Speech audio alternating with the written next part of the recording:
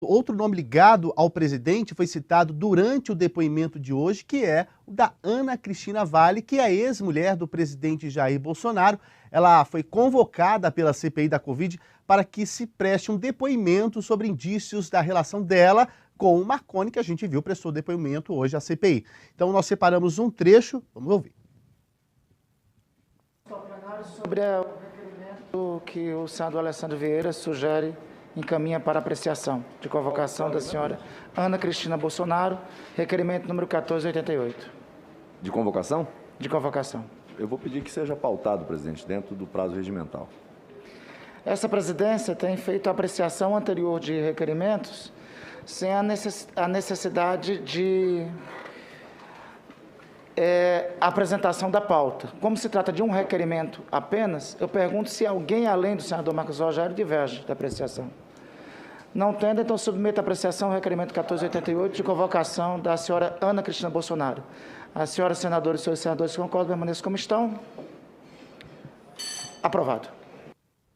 E hoje o Marconi foi questionado sobre o suposto papel de Ana Cristina Vale em indicar cargos no governo e exerceu o direito ao silêncio por conta aí ao habeas corpus concedido pelo STF. E para trazer mais detalhes de quem é a Ana Cristina, eu recebo agora no All News a colunista Juliana Dalpiva. Boa noite, Juliana. Queria começar perguntando para você, que está aqui no telão, né?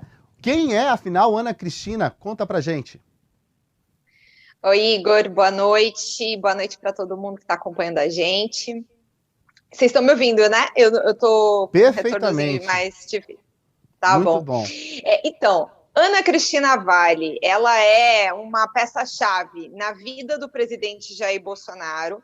Ela é uma peça-chave agora para a CPI, para tentar entender o papel que esse Marconi Albernaz de Faria fez ao longo do ano passado, tentando indicar cargos no governo, né? Ele, junto com ela, desde meados do ano passado, passaram a tentar emplacar nomes na saúde e também depois o Defensor Público Geral da União. Eles se conheceram no meio do ano passado, por uma apresentação do próprio Jair Renan, que já conhecia o Marconi. E aí a Ana Cristina começa a preparar a mudança dela. Daqui do Rio de Janeiro, ela morava em Resende, no interior do estado, no sul do estado do Rio, e ela muda para Brasília em fevereiro. Mas esse período é um período em que o Jair Renan está preparando o tal do camarote lá no estádio Mané Garrincha, que é a empresa dele, da aproximação do Jair Renan, da Ana Cristina e do Marconi, e aí eles vão juntos, todos eles, no casamento de uma das filhas do ministro Noronha, que era até, enfim, meados do ano passado, presidente do Superior Tribunal de Justiça. E nesse período aí, a Ana Cristina já era investigada pelo esquema de rachadinha e funcionários fantasmas no gabinete do Carlos Bolsonaro, porque ela foi chefe de gabinete do Carlos Bolsonaro no tempo em que ela foi casada com o presidente Jair Bolsonaro. Quando a gente volta ali um pouquinho no tempo, né? Eles viveram juntos entre 98 e 2008 e tiveram o Jair Renan nesse período, e ela foi chefe de gabinete do Carlos nesse período. Nesse mesmo período, ela também emplacou uma grande amiga dela como chefe de gabinete do Flávio. É o início da vida parlamentar dos dois filhos do presidente. O Carlos tinha 17 anos quando se elegeu a primeira vez.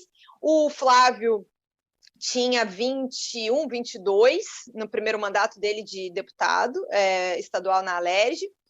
E nesse período de 10 anos que eu estava falando aqui para vocês, de 98 a 2008, o presidente Jair Bolsonaro, que tinha um apartamento no Maracanã e uma casa na região de Angra dos Reis, que é uma casa simples, de Mambucaba, que ele gosta de usar para pescar, desse patrimônio que ele tinha, ele pula para 14 imóveis junto com ela, carros, ações, dinheiro vivo, cofre. 5 desses imóveis dos 14 que eu estava contando para vocês, comprados com dinheiro em espécie. Então, ele salta de patrimônio bastante nesse período, junta quase 5 milhões a mais ou menos dessa época. E aí, enfim, eles se separam, o presidente se une com a Michele Bolsonaro, casa com a Michele Bolsonaro, a Ana Cristina vai morar na Noruega, eles entram numa crise, enfim, vários episódios decorrem disso. Mas os parentes dela continuam no gabinete do Flávio, vários indícios de que o esquema continua acontecendo, inclusive também no gabinete do Carlos, outros parentes dela continuam ali, um primo dela assume a chefia de gabinete, e essa história vem caminhando, e ela começa a vir à tona por uma série de reportagens que eu fiz com vários outros colegas há 2 anos, que a gente começa a saber que a Ana Cristina emplacou entre todos esses gabinetes da família Bolsonaro 18 parentes além dela própria.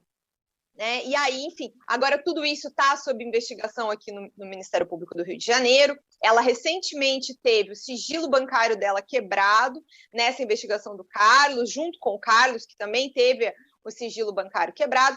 E ela é assim, sabe, como se fosse o grande calcanhar de Aquiles do presidente. Né? E note, assim, Igor, para quem está ouvindo a gente, tudo isso que eu estou contando para vocês sobre o envolvimento de familiares dela, isso inclui ali os familiares mais próximos, o pai, 2 irmãos. Quem ouviu aqui o nosso podcast, A Vida Secreta de Jair, vai lembrar das gravações da irmã dela, a Andréia, falando que devolvia 7 mil reais, ficava só com 1.000 reais de um salário de 8 mil, que o irmão delas, que chama André, nunca devolvia o dinheiro certo que tinha que devolver, isso nas palavras dela, por isso que o Jair, que é como ela se refere ao presidente, mandou exonerar ele do gabinete, entre outras coisas, e cita o envolvimento de um tio que chama Hudson, que era quem recolhia o dinheiro lá em Resende, desses parentes. Então, tudo isso, assim, a CPI está focada nessa questão que envolve o lobista, né, o Marconi, a CPI está de olho nisso, mas a CPI está de olho em todas essas outras questões também. E o episódio mais recente da vida da Ana Cristina, que também noticiamos aqui no UOL, a mansão que ela comprou lá em Brasília, de 3 milhões de reais, que, assim, para me corrigir, né, para ficar bem certinho, ela foi morar nessa mansão e disse que alugou. E quem comprou essa mansão uns 15 dias antes dela se mudar. E é uma pessoa que é um corretor de imóveis, que mora a 30 quilômetros desse lugar, que mora num lugar muito mais humilde e que não parece ali ter condições de comprar uma mansão de 3 milhões e continuar morando naquela casa e mesmo assim pagar uma parcela de 15 mil reais de financiamento. É uma história super estranha.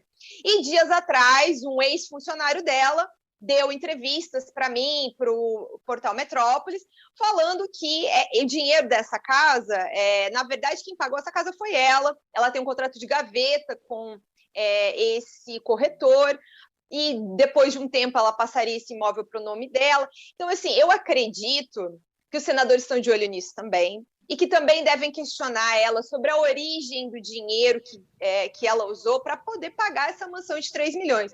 E todos esses assuntos estão ali, de algum jeito, em algum momento, muito provavelmente devem aparecer ao longo das perguntas e dos questionamentos e dos discursos dos senadores.